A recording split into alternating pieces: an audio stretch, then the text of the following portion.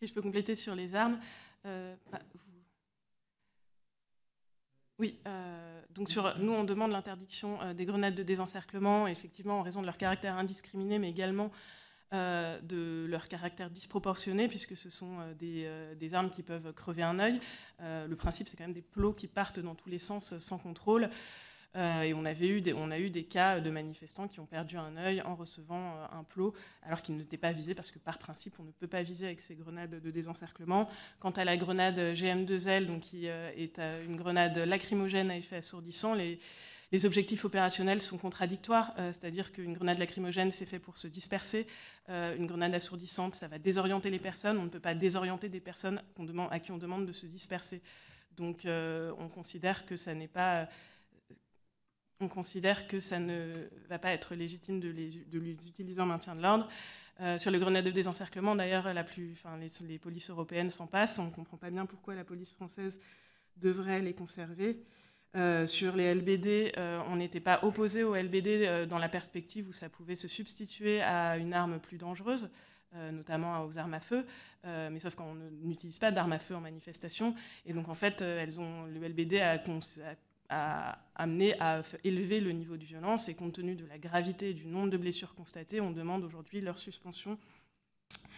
Sur le plaquage ventral, en fait, le plaquage ventral en soi pourrait être acceptable, mais il faut remettre ça dans le contexte de quelles sont les conditions du recours à la force. Le plaquage ventral, c'est une technique potentiellement létale. Donc, compte tenu de l'impact, il ne peut être utilisé que quand il y a une menace grave et imminente sur la vie d'une autre personne. Aujourd'hui, et on l'avait documenté dans le contexte de plusieurs contrôles liés au confinement, pendant le confinement, on constate que le plaquage ventral est utilisé pendant de très longues périodes sur des individus qui sont déjà maîtrisés. Et dans de nombreux cas, ça aboutit au décès des personnes.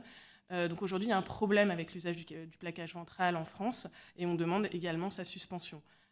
Il faut rappeler que l'usage de la force est strictement nécessaire, proportionné. Une force létale ne peut être utilisée, ou une force potentiellement létale ne peut être utilisée que dans les cas où il y a une menace imminente, grave, sur l'intégrité physique d'une autre personne. Aujourd'hui, ce n'est pas dans ce contexte-là que c'est utilisé. Et sur la diffusion d'images floutées, nous, on considère que ça n'est ni nécessaire ni proportionné.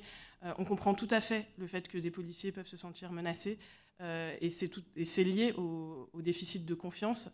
Mais aujourd'hui, il n'y a rien qui démontre que des policiers seraient spécialement menacés parce qu'ils ont été identifiés sur une vidéo.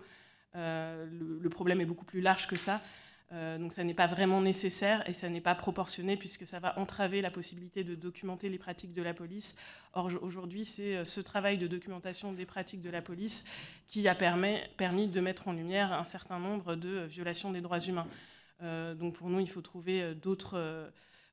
cette disposition serait non nécessaire, non proportionnée, et on s'y opposerait. Oh, merci. Et toutes les questions que vous avez, il y a d'autres questions. Oui, toutes les questions que vous avez posées se rapportent à l'usage de la force. Encore une fois, on pose la question, le travail des forces de l'ordre n'est pas uniquement d'utiliser la force. Qu'est-ce qu'on leur fait faire autrement? Et leur rôle de protection et de respect des droits humains de tous permettrait une meilleure mise en place de leur rôle de protection des droits humains de tous, permettrait d'améliorer probablement les rapports entre la police et la population.